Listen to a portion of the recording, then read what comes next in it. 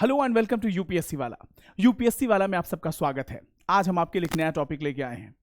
हाल ही में Delhi high court में नोरा फतेही ने अपनी फेलो बॉलीवुड एक्टर जैकलीन फर्नांडिस के अगेंस्ट में डिफेमेशन सूट फाइल किया, यानी कि मानहानि का दावा किया है उन्होंने कि जैकलीन फर्नांडिस ने, जो कि उनके करियर को कंपीट नहीं कर पा रही हैं बॉलीवुड में, इसके चलते, अपनी जलन के चलते, अपनी दुश्मनी के चलते उन्होंने नोरा फतेही का करियर डिस्ट्रॉय करने की कोशिश की है by alleging her for wrong doings, और उनके खिलाफ गलत बयानबाजी करके वो उनके करियर को डिस्ट्रॉय करना चाहती हैं। इस पूरे के पूरे आर्टिकल में मेरा इंटरेस्ट ये नहीं है कि मैं जैकलीन फर्नांडिस और नोरा फतेही का कंपैरेटिव एनालिसिस करूं। मैं इस आर्टिकल के थ्रू आपको यूपीएससी के एक सिलेबस से कनेक्ट कराना चाहता हूं, जो इस सेशन के फिनिश होते होते आपको समझ में आ जाएगा। तो प्लीज पेशेंस रखिएगा और हम इस पूरे केस को समझते हैं, what defamation case is all about. आप सब जानते हैं नोरा फतेही और जैकलीन फर्नांडिस को दोनों ही अपनी एक्टिंग प्रोग्रेस के लिए मानी जाती हैं, और अभी नोरा फतेही का बहुत ही फेमस गाना है जेडा नशा, जो मुझे बहुत पसंद है। लेकिन इसके ये वजह नहीं है कि मैंने इस टॉपिक को कवर किया। आगे चलते हैं। ये एक ट्रायंगल है। इस ट्रायंगल में जो बीच वाली शख्सियत है, इनका नाम है सुकेश चंद्रशेखर। इनका नाम है सुकेश चंद्रशेखर। सुकेश चंद्रशेखर के ऊपर ये आरोप है, सुकेश चंद्रशेखर के ऊपर ये आरोप है कि ये इन्होंने 200 करोड़ का मनी लॉन्ड्रिंग के केस में इनको बंद किया गया है। मनी लॉन्ड्रिंग के एलिगेशन है कि इन्होंने 200 करोड़ का जो है वो मनी लॉन्ड्रिंग का आरोप है इनके ऊपर, और ये तिहाड़ जेल से ही एक एक्सटॉर्शन रैकेट चला रहे थे। इनके ऊपर यह भी आरोप है कि ये इनके जैकलीन फर्नांडिस से रिलेशन रहे हैं, ये दोनों एक रिलेशंस में हैं, और इनसे ये भी एलिगेशन है, इनके ऊपर यह भी एलिगेशन है कि इन्होंने इस प्रोसीड ऑफ क्राइम से इन दोनों एक्ट्रेसेस को बहुत बड़े अमाउंट पे बहुत एक्सपेंसिव गिफ्ट्स दिए हैं। जैसे कि नोरा फतेही को अभी हाल ही में BMW कार गिफ्ट किया गया। फिलहाल हम मुद्दे पे आते हैं और हम मनी लॉन्ड्रिंग के बारे में समझेंगे, हम इन्फोर्समेंट डायरेक्टरेट के बारे में समझेंगे, हम बाकी चीजों के बारे में समझेंगे कि डिफेमेशन होता क्या है, डिफेमेशन क्या आपके फंडामेंटल राइट से जुड़ा हुआ है, आप किन किन ग्राउंड्स पे किसी के ऊपर डिफेमेशन का आरोप यानी मानहानि का दावा लगा सकते हैं। चलिए शुरू करते हैं केस के बारे में। कॉन्टेक्स्ट ये है, नोरा फतेही ने एक डिफेमेशन केस फाइल किया है दिल्ली कोर्ट में अगेंस्ट जैकलीन फर्नांडिस। उनका यह कहना है that she made statement to destroy her career. Jacqueline Fernandez ने कुछ ऐसे स्टेटमेंट्स दिए हैं मीडिया में जिसके चलते नोरा फतेही का करियर डिस्ट्रॉय हो सकता है। अब आगे चलते हैं। ये आप केस देखेंगे, यहां पे फिर से मैं बताता हूं, यह है सुकेश चंद्रशेखर, जिनके बताए गए हैं कि इनका जैकलीन फर्नांडिस के साथ रिलेशन था। हमें इनके रिलेशन में क्या हुआ क्या नहीं हुआ, दे वर सीरियस और non serious, they were in a casual relationship और live in relationship, that's none of our business. वो हमारा पर्पस नहीं है, हम उसे जानने की कोशिश नहीं करेंगे। But on the other side you will find Nora Fatehi posing with a car, it's a black BMW car, जो सुकेश चंद्रशेखर ने गिफ्ट किया था नोरा फतेही को। इसके अलावा इन दोनों एक्ट्रेसेस को बहुत सारे एक्सपेंसिव गिफ्ट किए, और कहा जाता है कि इन्होंने 200 करोड़ का जो मनी लॉन्ड्रिंग का अमाउंट था, उस अमाउंट से इन लोगों के ऊपर लैविशली खर्च किया। आगे चलते हैं, इस मुद्दे में बढ़ते हैं। Both actresses have been questioned by Enforcement Directorate in connection with rupees 200 crore money laundering case filed against Sukesh Chandrashekhar, जो कि तिहाड़ जेल में बंद हैं। टीम, समझ में आई बात? समझ में आई बात? आपको लगा होगा कि सर क्या यूपीएससी वाला फैकल्टीज को कोई काम नहीं बचा कि वो नोरा फतेही और जैकलीन फर्नांडिस के बारे में बात करना चाहते? नहीं, यूपीएससी वाला एक बदलाव का नाम है। यूपीएससी वाला एक बदलाव की बयार है, जहां हम आपके लर्निंग एबिलिटीज को और बढ़ाना चाहते हैं। चलिए हम शुरू करते हैं इस पूरे केस के बारे में। तो इन्फोर्समेंट डायरेक्टरेट ने क्या किया है, 200 करोड़ मनी लॉन्ड्रिंग के केस में सुकेश चंद्रशेखर को अरेस्ट किया है। ये ऑलरेडी तिहाड़ जेल में है। इनके ऊपर आरोप है कि यहां से ये एक्सटॉर्शन रैकेट चलाते थे जेल के अंदर से। नाउ इन्फोर्समेंट डायरेक्टरेट, हमारा मतलब यहीं तक था। यहीं तक हमने जैकलीन फर्नांडिस और नोरा फतेही और सुकेश चंद्रशेखर के बारे में बात किया। हमारा पर्पस था कि हम आपको इन्फोर्समेंट डायरेक्टरेट के बारे में बताएं, क्योंकि इन्फोर्समेंट डायरेक्टरेट लगातार चर्चा में आ रहा है। इससे रिलेटेड क्वेश्चंस को हम अच्छी तरीके से समझ लें कि इनका मैंडेट क्या है, वो कौन कौन से प्रोविजन है जिसके अंतर्गत इन्फोर्समेंट डायरेक्टरेट काम करता है। इस तरीके से आपका यूपीएससी सिलेबस भी कंप्लीट हो जाएगा और बोरियत भी नहीं होगी। चलिए शुरू करते हैं। Enforcement directorate, directorate of enforcement एक मल्टी डिसिप्लिनरी ऑर्गेनाइजेशन है, mandated with investigation of offence of money laundering, money laundering से रिलेटेड जितने भी इन्वेस्टिगेशंस होंगे, जो ऑफेंसेस होंगे, वो इन्फोर्समेंट डायरेक्टरेट के जुरिस्डिक्शन में आएगा। और foreign exchange law, foreign exchange management act FEMA से रिलेटेड जो होगा वो देखेंगे। उसके अलावा आपके मनी लॉन्ड्रिंग से जितने रिलेटेड केसेस होंगे वो इन्फोर्समेंट डायरेक्टरेट यानी प्रवर्तन निदेशालय के जुरिस्डिक्शन में आता है। Is that clear team? Is that clear? आगे चलते हैं, कुछ और भी देखते हैं। Prevention of money laundering act. Money laundering का मतलब क्या होता है कि जब आप गलत तरीके से टैक्स से नजर बचाते हुए, टैक्स एजेंसी से टैक्स इवेजन करते हुए गलत तरीके से आप पैसे को एक जगह से दूसरी जगह ट्रांसफर करते हैं और इलीगल यूज करते हैं, गलत तरीके से उनका यूज होता है, गलत कामों में यूज होता है, that is known as money laundering. आपने लॉन्ड्रिंग सुना होगा, लॉन्ड्री सुना होगा। मनी लॉन्ड्रिंग भी कुछ ऐसा ही है जहां मनी को आप सर्कुलेट करते हैं इलीगल प्रोसेसेस के थ्रू। नाउ स्टैट्यूटरी फंक्शन, हम फंक्शन समझते हैं कि इन्फोर्समेंट डायरेक्टरेट का फंक्शन क्या है। ये prevention of money laundering act से रिलेटेड जो भी एक्टिविटीज हैं, जो भी criminal law enacted to prevent money laundering, money laundering से रिलेटेड जितने भी केसेस हैं वो सब इनके जुरिस्डिक्शन में आता है। उसके अलावा इनके पास पावर है for confiscation of property derived from और involve in money laundering and for matters connected therewith और इंसिडेंटल देयरटू। यानी जो भी मैटर मनी लॉन्ड्रिंग से रिलेटेड है उसमें इन्फोर्समेंट डायरेक्टरेट इंटरवीन करेगा, इनका जुरिस्डिक्शन है। प्लस उस मनी लॉन्ड्रिंग के पैसे से, उस प्रोसीड्स ऑफ क्राइम से अगर आपकी प्रॉपर्टी है, उस प्रॉपर्टी को भी कन्फिस्केट करने का पूरा अधिकार इन्फोर्समेंट डायरेक्टरेट के पास है, एक्शन ले सकते हैं। Now foreign exchange management act के बारे में बात करते हैं। इसमें क्या करते हैं? It is a civil law enacted to consolidate and amend laws relating to facilitate external trade, payments, to promote the orderly development and maintenance of foreign exchange market in India. So foreign exchange management act foreign exchange market को सही तरीके से सुचारू रूप से चलाए रखने के लिए और उसको डिस्टॉर्ट होने से बचाने के लिए इन्फोर्समेंट डायरेक्टरेट को फेमा एक्ट के अंतर्गत जुरिस्डिक्शन दिया गया है। नाउ इसके अलावा आप इन लोगों को तो जानते ही होंगे, इनका नाम है मेहुल चोकसी, फिर हमारे नीरव मोदी। अभी रिसेंटली इनकी जो अपील है वो रिजेक्ट कर दी गई है लंदन कोर्ट में और हो सकता है जल्दी ही आप इनको इंडिया में पाएं। इंडिया में हो सकता है इनका एक्स्ट्राडिशन हो। Vijay Mallya is also fighting his case in UK. So ये वो लोग हैं जिनको इकोनॉमिक ऑफेंडर का टैग दिया गया है। इकोनॉमिक ऑफेंडर का मतलब ये है कि आपने इंडियन बैंक से, इंडियन अथॉरिटी से, इंडियन मार्केट से बहुत बड़े अमाउंट पे पैसा उठाया और आप यहां से देश से फरार हो गए और इसी के लिए गवर्नमेंट ऑफ इंडिया ने the fugitive economic offenders act 2018 लागू किया। This law was enacted to deter economic offenders from evading the process of Indian law by remaining outside the jurisdiction of the Indian courts. So, अगर Indian courts के jurisdiction से भी आप बाहर हैं, उसके बावजूद भी कानून के हाथ आप तक पहुंचेंगे और आपको लेके आएंगे। देर हो सकता है, but again, you are sure to be in India. So, इन चार लोग का नाम चर्चा में आता है। नीरव मोदी लगातार अपना केस लड़ रहे हैं। Lalit Modi staying in London for a very long time. Vijay Mallya का नाम जानते हैं, मेहुल चोकसी का नाम जानते हैं। सो फ्यूजिटिव इकोनॉमिक ऑफेंडर्स एक्ट 2018 भी आता है किसके जुरिस्डिक्शन में? एनफोर्समेंट डायरेक्टरेट, प्रवर्तन निदेशालय। आगे चलते हैं, अब डिफेमेशन को समझते हैं। डिफेमेशन का मतलब क्या है, यानी मानहानि क्या है? मान और हानि, डिफेमेशन यानी आपके फेम को किसी ने डिफेम करने की कोशिश की है। मान लीजिए कि आप एक पब्लिक अथॉरिटी हैं, पब्लिक पर्सनालिटी हैं, आपका बहुत बड़ा दबदबा है, आप एक पॉलिटिकल फिगर हैं, आप एक मेंबर ऑफ पार्लियामेंट हैं, आप एक सोशलाइट हैं, आपकी एक डिग्निटी है, आप एक रोल मॉडल हैं लोगों के लिए। और अगर मैं कुछ ऐसी बातें कहूँ ट्विटर पे या social media platform such as Facebook पे, या मैं किसी न्यूज़पेपर में कुछ ऐसी बयानबाजी कर दूं जो आपके मान को ठेस पहुंचाता है, आपके स्वाभिमान को ठेस पहुंचाता है, आपकी पब्लिक इमेज को स्टेन्ड करता है, इन सब को हम मानहानि के दायरे में लेके आते हैं एंड इसी को हम डिफेमेशन कहते हैं।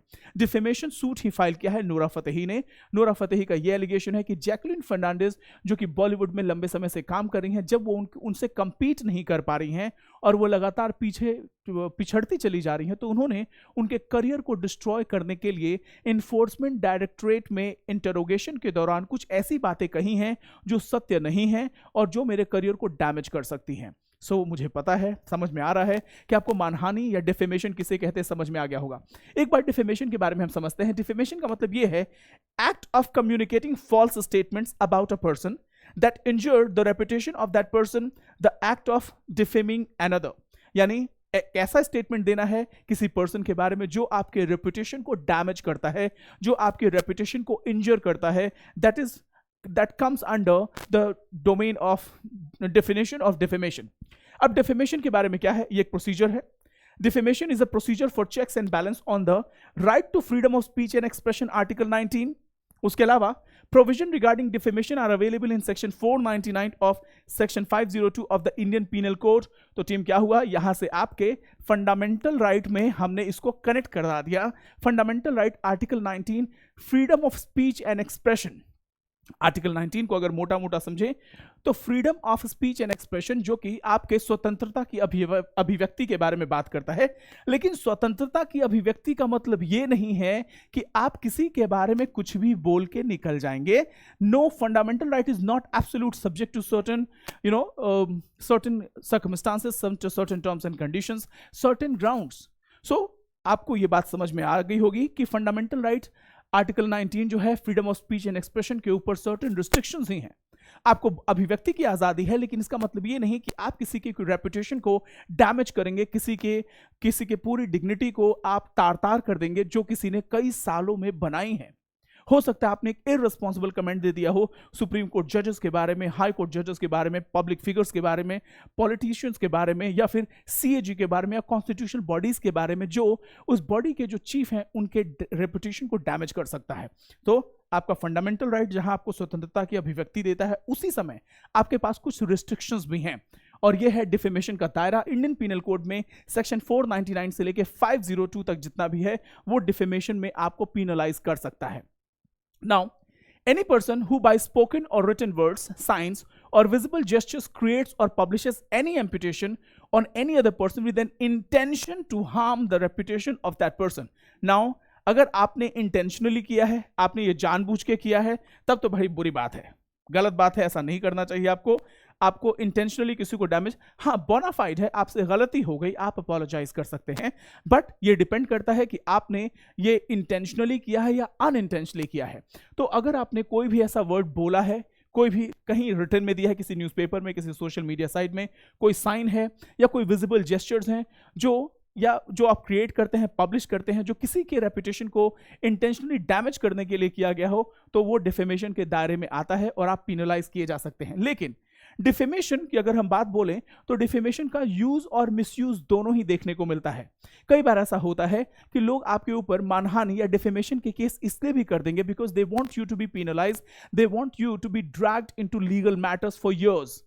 कई सालों तक आपके खिलाफ लीगल मैटर्स चलते रहे, इसके लिए भी कई बार डिफेमेशन सूट फाइल किए जाते हैं.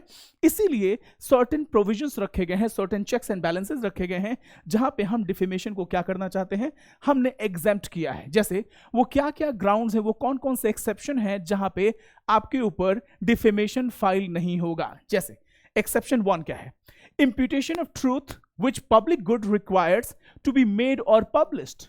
यानी आप ऐसी कोई बात है जो कि पब्लिक के लिए अच्छी है, पब्लिक को जानना जरूरी है, पब्लिक गुड्स के लिए अच्छी है, जनता को जानना जरूरी है. अगर ऐसी बात को अगर आप पब्लिश करते हैं और उससे लेके अगर कोई ऑफेंड होता है और वो आपके ऊपर डिफेमेशन सूट फाइल करता भी है, तो वो आपके एग्जेम्पशन के दायरे में आता है. आप एक आरटीआई एक्टिविस्ट हो सकते हैं, आप एक आरटीआई एक्टिविस्ट हो सकते हैं, आप एक सोशल एक्टिविस्ट हो सकते हैं. हो सकता है आपने वो इंफॉर्मेशन पब्लिश की हो जो किसी को पर्सनली हिट करता हो, तो अगेन डिफेमेशन सूट फाइल जरूर होगा, बट आपको एक्सेप्शन दिए गए हैं. पहला एक्सेप्शन ये है कि अगर आपको ऐसी बात है जो पब्लिक गुड के लिए जानना जरूरी है, उसको आपने पब्लिश किया है, that will give you exemption. दूसरा एक्सेप्शन क्या है, public conduct of public servant. ठीक है, public conduct of public servant. Public servant क्या है, पब्लिक सर्वेंट का जो पब्लिक कंडक्ट है उसको एग्जेम्प्ट किया गया है डिफेमेशन के दायरे से. थर्ड एक्सेप्शन क्या है, conduct of any person touching any public question. ठीक है, कोई भी ऐसा पर्सन है जो पब्लिक क्वेश्चन, पब्लिक से रिलेटेड मैटर, जनता से रिलेटेड मैटर है, इस मैटर पे आपने कुछ बोला है, आपने कुछ लिखा है, आपने अपना स्टेटमेंट दिया है, उसमें भी आपको एग्जेम्पशन दिया जाएगा. क्योंकि अगर डिफेमेशन को हर एक ग्राउंड्स पे अप्लाई करने लगे तो पता चले कि लोगों का फंडामेंटल राइट सप्रेस हो जाएगा. उसके अलावा और क्या एग्जेप्शन है, publication of reports of proceeding of the court, court के रिपोर्ट्स, कोर्ट की जो प्रोसीडिंग है उससे रिलेटेड कोई भी बातें अगर आपने पब्लिश की हैं, सुप्रीम कोर्ट में जो प्रोसीडिंग चल रही हैं, हाई कोर्ट में जो प्रोसीडिंग चल रही हैं, इन सारे कोर्ट्स में जो प्रोसीडिंग्स हैं उसको आप पब्लिश कर सकते हैं and defamation law will not be applicable to you. Fifth exception क्या है? Merits of case decided in court और conduct of witnesses and others concerned. Court ने अगर कोई केस है जिसके बारे में कुछ बोला है, स्टेटमेंट दिया है, ठीक है, उसके अलावा conduct of witnesses and other concern, ये सारे इंफॉर्मेशन भी आपको बचा लेंगे। सिक्स्थ एक्सेप्शन क्या है? Merits of public performance, merits of public performance ये भी आपके डिफेमेशन के दायरे में एग्जेम्पशन दिया गया है, डिफेमेशन के ग्राउंड में एग्जेम्पशन है। नाउ सेवेंथ क्या है? Censure passed in good faith by the person having lawful authority over another, ठीक है, आपने सेंसर पास किया है, ठीक है, as a public authority, as a law enforcement authority किसी दूसरे पर्सन के ऊपर, इसमें भी आपको एग्जेम्पशन दिया जाएगा। यानी censure passed in good faith by person having lawful authority over another. Eighth exception क्या है? Accusation preferred in good faith to authorised person, accusation preferred in good faith to authorised person, ठीक है, accusation favour किया गया है, आप एक authorised person के अगेंस्ट में जो है वो आपने एक्यूजेशन लगाए हैं। जैसे मान लीजिए कि आप एक पब्लिक अथॉरिटी हैं, आपने एक्यूजेशन लगाए हैं, कई बार आपका डिसएग्रीमेंट हो सकता है अपने सीनियर्स के साथ। मान लीजिए कि मैं एक चीफ ऑफिसर हूं, सीईओ हूं, और आप डिप्टी सीईओ हैं एक कॉन्स्टिट्यूशनल बॉडी के, और उसमें deputy CEO chief executive officer ने सीईओ के अगेंस्ट में एलिगेशन लगाए हैं, डिसएग्रीमेंट जाहिर किया है, ये डिफेमेशन के दायरे में नहीं आएगा, क्योंकि डेमोक्रेसी में अग्रीमेंट के साथ साथ डिसएग्रीमेंट होना भी बहुत जरूरी है, क्योंकि डिसएग्रीमेंट नहीं होगा तो डेमोक्रेसी की नींव जो है वो मजबूत नहीं होगी। तो डिसएग्रीमेंट ये बहुत इंपॉर्टेंट है। सो अगर क्या है? Accusation preferred in good faith to authorised person, ठीक है, ये भी आपको इसके दायरे से बचा लेगा। नाइन्थ में क्या है? imputation made in good faith by person for protection of his or her his or others interest, ठीक है, आपने बोनाफाइड इंटेंशन के साथ, आपने सच्ची नीयत के साथ, अच्छे विचारों के साथ आपने क्या किया है? आपने कोई इंफॉर्मेशन पब्लिश किया है पब्लिक इंटरेस्ट के लिए, पर्सनल इंटरेस्ट के लिए, आपका इंटेंशन गलत नहीं है, यह भी एग्जेम्पशन है। 10th एक्सेप्शन क्या है? Caution intended for good of person to whom conveyed और फॉर पब्लिक गुड, यानी caution intended for good of person to whom conveyed or for the public good, आपने अच्छी नियत से, अपने गुड ओपिनियन से, लोगों के वेलफेयर के लिए आपने कुछ बातें कही हैं, ठीक है, आपने कॉशन के साथ कुछ बातें कही हैं लोगों की भलाई के लिए, पब्लिक गुड के लिए, पब्लिक वेलफेयर के लिए। तो अगेन ये सारे ग्राउंड्स आपको बचा लेंगे डिफेमेशन के दायरे में आने से। तो एक बार जरा हम फिर से देख लेते हैं। 9th 10th पूरे 10 के 10 एग्जेम्पशन दिए गए हैं जो आपको डिफेमेशन के दायरे में आने से बचाते हैं। बट एज ऑफ नाउ अगर देखा जाए, who will decide what exactly is defamation, क्या आपका एक्ट डिफेमेशन के दायरे में आता है या नहीं आता है, that is to be decided by the court. तो इस पूरे नोरा फतेही जैकलिन फर्नांडिस इंसिडेंट में हमने क्या पढ़ा? हमने ये पढ़ा कि किस तरीके से ये defamation, money laundering case, enforcement directorate काम कैसे करता है, इनके जुरिस्डिक्शन क्या है, डिफेमेशन क्या क्या होता है, और अभिव्यक्ति की आज़ादी यानी fundamental right of freedom of speech and expression जो है उसका दायरा क्या है। क्या fundamental right of speech and expression आपको एक लाइसेंस देता है कि आप जो चाहे वो बोल लें, या उसके ऊपर सर्टेन रिस्ट्रिक्शंस हैं? क्या आपका फंडामेंटल राइट एब्सोल्यूट है? प्रवर्तन निदेशालय इन्फोर्समेंट डायरेक्टरेट का मैंडेट क्या है? फॉरेन एक्सचेंज मैनेजमेंट एक्ट क्या है? उसके अलावा फ्यूजिटिव इकोनॉमिक ऑफेंडर्स बिल क्या है? अब इन 4-5 टॉपिक्स को आप अपने न्यूज़पेपर से इंटीग्रेट करके देखिए, क्योंकि इसको इस तरीके से मैंने बनाने की कोशिश की सीरीज से, ताकि आपको डे टू डे लाइफ में जो कुछ भी हो रहा है उसको मैं यूपीएससी के सिलेबस से इंटीग्रेट करा दूं। मैंने कल पठान मूवी की कंट्रोवर्सी के बारे में भी बात किया है, और वहां मैंने सिविल लिबर्टीज के साथ और fundamental right of freedom of speech and expression के साथ इंटीग्रेट किया है। आप उस वीडियो को जरूर देखिएगा और कमेंट सेक्शन में मुझे जरूर बताइएगा आपको ये कैसा लगा, ये पूरा का पूरा अटेम्प्ट हमारा। Thank you so much, God bless you all, और कल मिलेंगे अपने करंट अफेयर सेशन में और एक नए चैप्टर के साथ। Thank you.